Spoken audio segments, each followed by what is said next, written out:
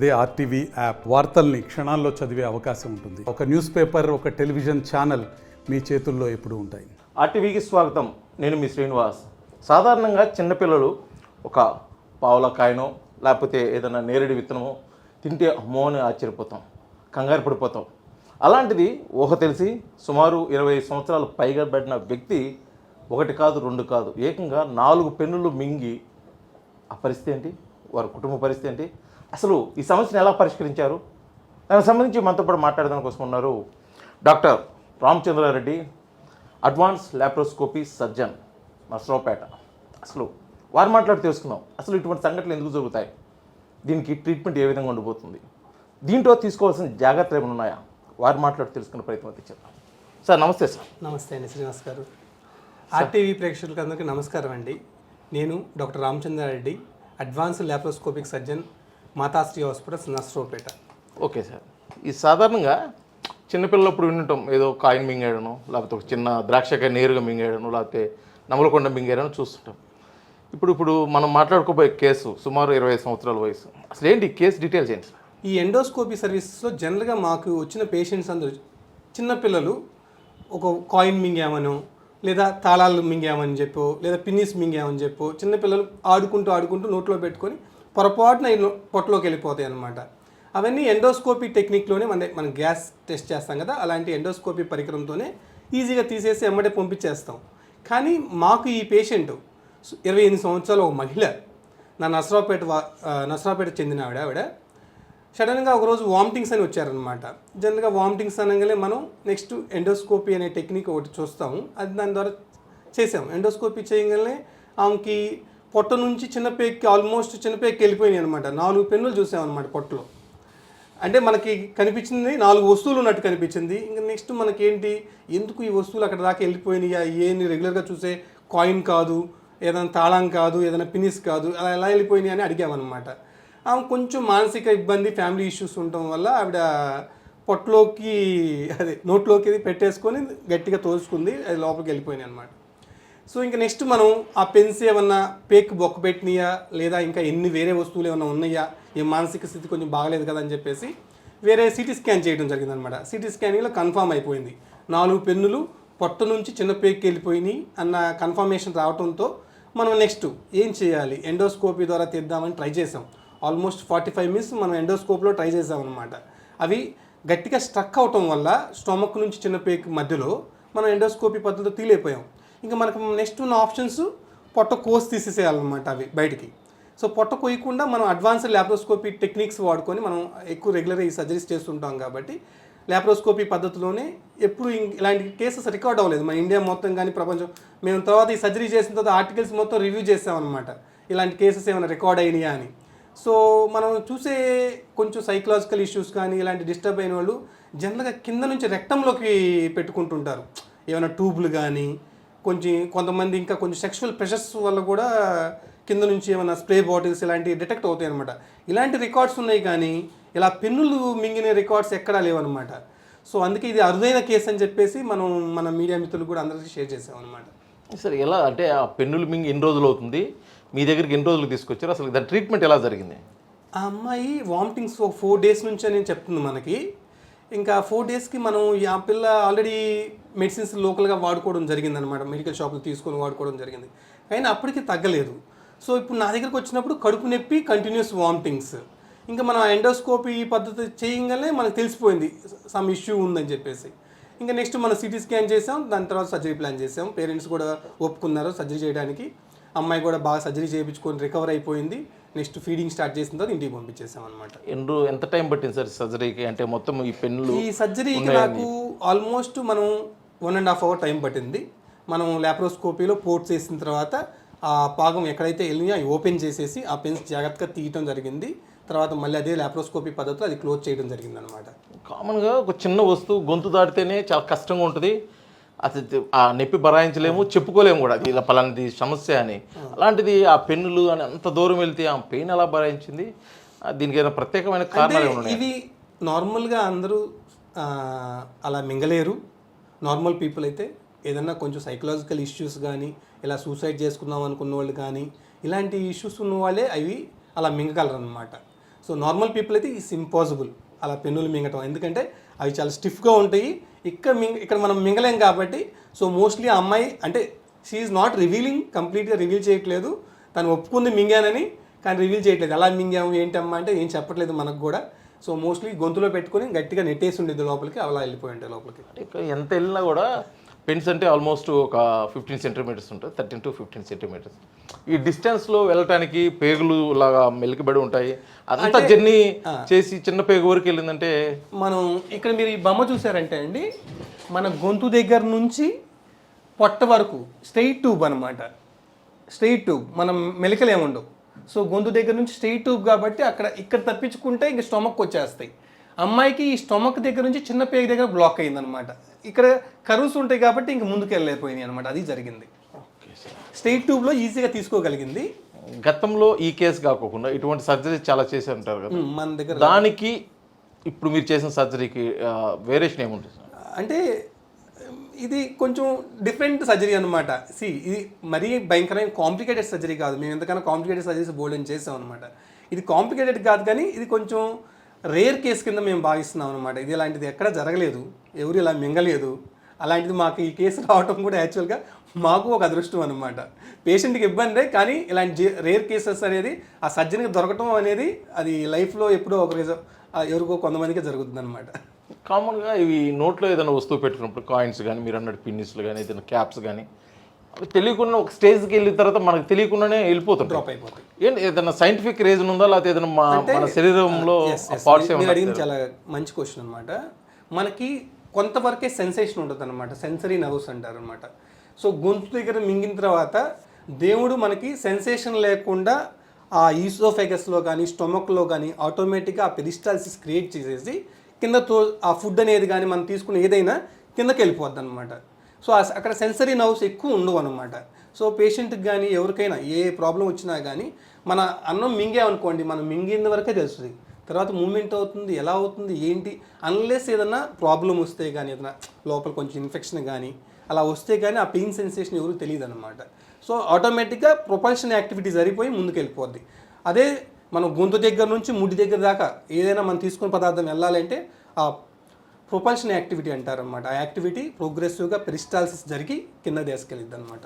సహజంగా ఇటువంటి కేసులో లోపల ఇన్నర్ పార్ట్స్ ఉంటాయి కదా సార్, ఏదన్నా జరగడానికి డ్యామేజ్ జరిగితే ఏ పార్ట్స్కి ఎక్కువ డ్యామేజ్ జరుగుతుంది, ఎటువంటి డ్యామేజ్ జరుగుతుంది? మనకేంటంటే ఈ పార్ట్ గొంతు దగ్గర నుంచి ఈసోఫాగస్ దగ్గరికి ఇక్కడ ఒక పాయింట్ ఉండేది మనకి. నెక్స్ట్ స్టొమక్ టు డియోడినం అక్కడ ఒక పాయింట్, బ్లాక్ అయ్యే పాయింట్స్ చెప్తున్నాను నేను ఇప్పుడు. నెక్స్ట్ చిన్న పేకి పెద్ద పేకి జంక్షన్లో ఆగే పాయింట్, తర్వాత ముడ్డి దగ్గర, ఇవన్నీ నేరో పాయింట్స్ అనమాట. ఈ పాయింట్స్లో మనం ఏదైనా మింగినా కానీ ఈ 4 పాయింట్స్లో ఆగే ఛాన్సెస్ ఎక్కువ అనమాట. అది అంటే ఆ పార్ట్స్ ఇప్పుడు ఫర్ ఎగ్జాంపుల్ కాయిన్ అయితే ఒక రకమైన డ్యామేజ్, ఇప్పుడు మీరు చెప్పినట్టు పెన్ క్యాప్ అయితే ఒక రకమైన, పినిస్ అయితే ఒక రకమైన, బాగా సెన్సిటివ్ పార్ట్, ఈ పార్ట్కి ఏ వస్తువు అయినా సరే ఒక స్టేజ్ దాటి వెళ్ళిన తర్వాత ఒక పార్ట్కి బాగా డ్యామేజ్ జరుగుతుంది. దానివల్ల రాబోయే రోజుల్లో చాలా సమస్యలు ఉంటాయి. అంటే ఏ పార్ట్ చెప్తారు? అంటే చిన్న పేగు అనుకోవచ్చు అనమాట. మేము చూసే కేసెస్ అన్నీ ఎక్కువ, కానీ ఆ చిన్న పేగులో సపోజ్ ఈ పిన్నిస్లు కానీ, సపోజ్ పిన్నిస్ మింగిన తర్వాత అది ఓపెన్ అయిపోయింది అనుకోండి, ఎక్కువ వెళ్ళి చిన్న పేగులో పెర్ఫరేషన్స్ అయిపోతాయి అనమాట. పేగు బొక్క పడిపోయి అక్కడి నుంచి పేగులోంచి బయటకు వస్తాయి అనమాట. సో ఎక్కువ డ్యామేజ్ అయితే చిన్న పేగులో జరగవచ్చు కామన్గా.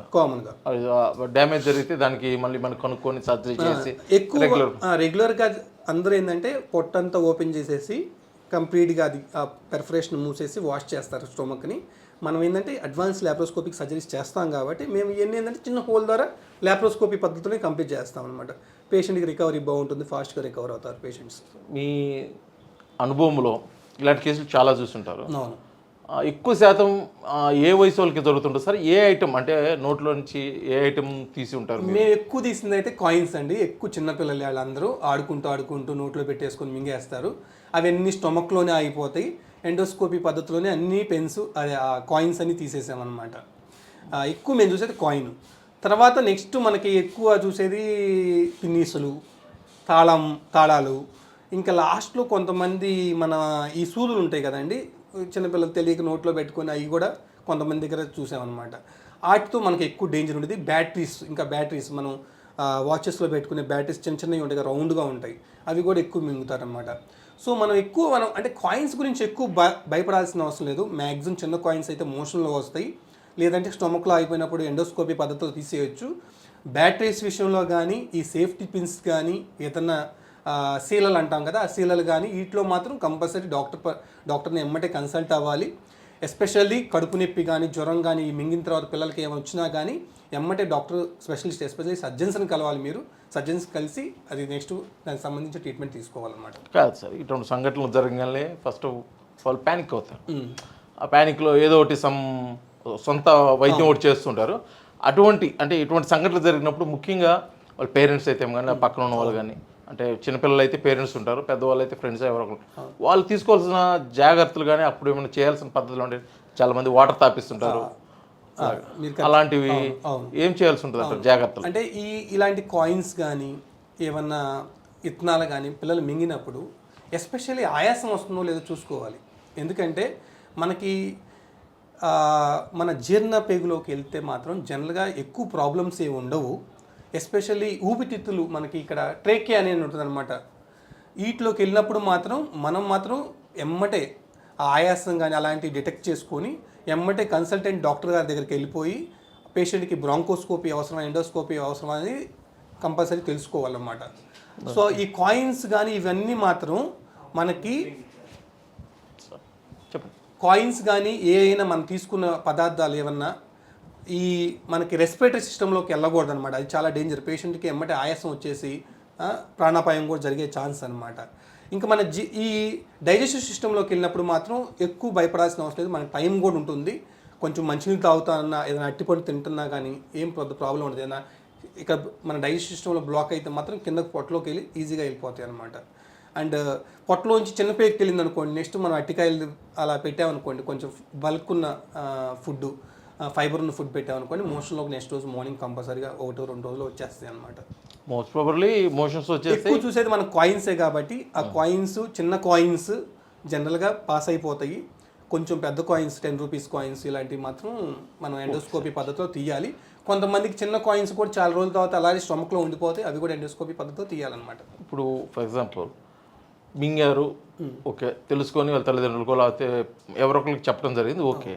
ఒకవేళ చెప్పని పరిస్థితుల్లో చిన్నపిల్లలు మింగేసి ఉంటారు, వాళ్ళని గుర్తించడం ఎలాగంటే వాళ్ళు ఏ సింటమ్స్ ఎక్కువ ఉంటాయి, ఆ సింటమ్స్ని బట్టి ఈ పిల్లవాడు ఏదో మింగాడు. స్టమక్ పెయిన్ అండి ఎక్కువ మా దగ్గరకు వచ్చేది, పెయిన్, వామిటింగ్స్తో వస్తుంటారు పేషెంట్స్. కొంతమంది అంటే వాళ్ళు చెప్పకుండా మనకి డిటెక్ట్ అయ్యేదైతే ఈ 2 సిమ్టమ్సే, కడుపు నొప్పి కానీ దాంతోపాటు వాంతులు. కడుపు నొప్పి కూడా కొంచెం ఆగి రావటం అనమాట, పురులుగా వస్తుంది అంటాం కదా, ఆ నొప్పి, ఆ టైప్ నొప్పి వస్తుంది అనమాట పిల్లలకి. సో ఆ టైప్ వచ్చిందంటే మాత్రం ఎమ్మటే మనం ఎవాల్యుయేట్ చేసుకోవడం మంచిది అనమాట డాక్టర్ గారు. ఇప్పుడు ఎవరైతే లేడీకి మీరు 1 కాదు 2 కాదు 4 పెన్నులు సర్జరీ చేసి తీశారు ల్యాప్రోస్కోపీ, ఆమెకి ఏదైనా కౌన్సిలింగ్ ఇవ్వడం జరిగింది తర్వాత? సహజంగా ఇటువంటి కేసులకి కౌన్సిలింగ్ ఇస్తుంటారు. నేను స్పెషల్గా కౌన్సిలింగ్ చేశాను. అండ్ నా కౌన్సిలింగ్ తర్వాత కూడా పేషెంట్ మళ్ళీ ఫాలోఅప్కి వచ్చి, సార్ పేషెంట్ చాలా బాగుందని చెప్పారు వాళ్ళు. అండ్ ఎమ్మటే సైకాట్రిస్ట్కి కూడా ఒకసారి కన్సల్టేషన్ ఇప్పించామన్నమాట. అంటే ఈ అమ్మాయి కొంచెం మానసికంగా ఇబ్బంది పడుతుంది, ఇలాంటి ఎపిసోడ్ మళ్ళీ రిపీట్ అవ్వకూడదంటే సర్జరీతోనే మా పని అవ్వలేదు, నెక్స్ట్ సైకాట్రిక్ కన్సల్టేషన్ అనేది కూడా చాలా అవసరం కాబట్టి ఎమ్మటే సైకాట్రిక్ కన్సల్టేషన్ తీసుకొని అమ్మాయికి దానికి సరైన మందులు ఫ్యూచర్లో ఇలాంటివి జరగకుండా ఉండటం కోసం ఆల్రెడీ ట్రీట్మెంట్ స్టార్ట్ చేసామన్నమాట.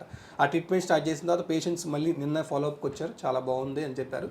తను అంత ముందు కన్నా చాలా బాగుంది సార్ ఇప్పుడు అని చెప్పారు అనమాట సైకాట్రిక్ కన్సల్టేషన్ తర్వాత.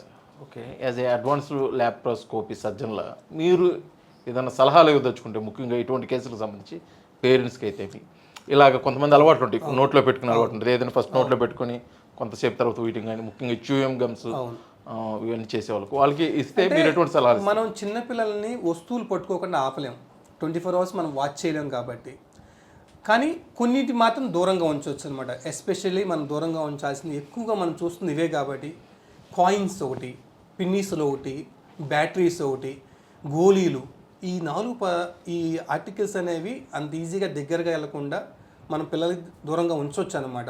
మన జాగ్రత్త కూడా ఉంటుంది. కాయిన్స్ మనం అంటే ఏంటంటే సడన్గా ఇంట్లోకి వెళ్తాం, ఆ టేబుల్ మీద కాయిన్స్ ఎక్కడో పెట్టి వెళ్తాం అనమాట, మన పిల్లలు అక్కడే ఆడుకుంటూ ఉంటారు. ఈ కాయిన్స్ అనేవి కొంచెం ఎక్కువగా వస్తుంటాయి మాకు. మేము ఆల్మోస్ట్ ఎండోస్కోపీ తీసే 10 కేసులు ఎండోస్కోపీ ధర ఏమైనా వస్తువు బయట తీసామంటే ఎక్కువ కాయిన్సే ఉంటాయి అన్నమాట. సో ఆ కాయిన్స్ అనేవి గోళీలు కానీ, సేఫ్టీ పిన్స్ కానీ ఇంకా ఏమన్నా బ్యాటరీస్ కానీ ఇవన్నీ పిల్లలకి అందకుండా మన ఇంట్లో జాగ్రత్తగా పెట్టుకోవడం చాలా అవసరం అనమాట. నౌడేస్ ఇప్పుడు స్కూల్కి వెళ్ళే ముందు కూడా కొన్ని ప్లే స్కూల్స్ ఏమైనా ఉంటాయి సార్. మీ యాజ్ ఏ ఈ స్పెషలిస్ట్ డాక్టర్గా అటువంటి స్కూల్స్కి వెళ్ళి చిన్నపిల్లలకి ఏదన్నా కౌన్సిలింగ్ కానీ ఇలాంటి కౌన్సిలింగ్స్ కానీ ఏదన్నా అవేర్నెస్ ప్రోగ్రామ్స్ ఏదైనా చేసే అవకాశం ఉందో చేస్తున్నారు? అవును, అంటే ఆల్రెడీ టీచర్స్ అందరు చెప్తారు ఏ వస్తువు నోట్లో పెట్టుకోకూడదని అందరూ టీచర్స్ చెప్తారు, పేరెంట్స్ మనం కూడా చెప్తాము. ఈ పిల్లలకి ఆటోమేటిక్గా వాళ్ళు ఆడుకుంటూ అలా వెళ్ళిపోతాయి అన్నమాట. ఎందుకంటే వాళ్ళకి కొంతమందికి ఎస్పెషల్లీ చిన్నపిల్లలు ఎవరైతే ఆడుకుంటూ ఉంటారో చిన్నపిల్లలు 2 years 3 years ఆ పిల్లలకి ఏంటంటే ఆ టీత్కి కూడా కొరకాలనే సెన్సేషన్ ఉంటుందన్నమాట. కొత్తగా పళ్ళు వచ్చే వాళ్ళకి ఆ సెన్సేషన్ ఉంటుంది అనమాట, ఆటోమేటిక్గా జరిగిపోతుంటాయి. మనం ఎంత దూరంగా అవి పెట్టడమే మనం చేయగల మంచిది అనమాట పిల్లలకి. డాక్టర్ రామచంద్ర రెడ్డి చెప్తున్నది ఏంటంటే ఎవరైతే ఈ పెన్నులు మింగిన అమ్మాయికి సీరియస్గా కేసును బట్టి కూడా ట్రీట్మెంట్ జరిగింది. ఆమె ఆ పెన్స్ కూడా అంటే 1 కాదు 2 కాదు 4 పెన్నులు మింగి 4 రోజులు అవుతుంది. ఆమెకున్న వామిటింగ్ సెన్సేషన్ ద్వారా కూడా ఈ సమస్యని గుర్తించడం కూడా జరిగింది. లాప్రోస్కోపీ ద్వారా చూడటం, అదేవిధంగా ఎండోస్కోపీ అన్ని విధానాలు ఉపయోగించి కూడా చాలా క్రిటికలమైన సమస్యలు కూడా శాశ్వతంగా అయితే సమస్యలు పరిష్కరించాము.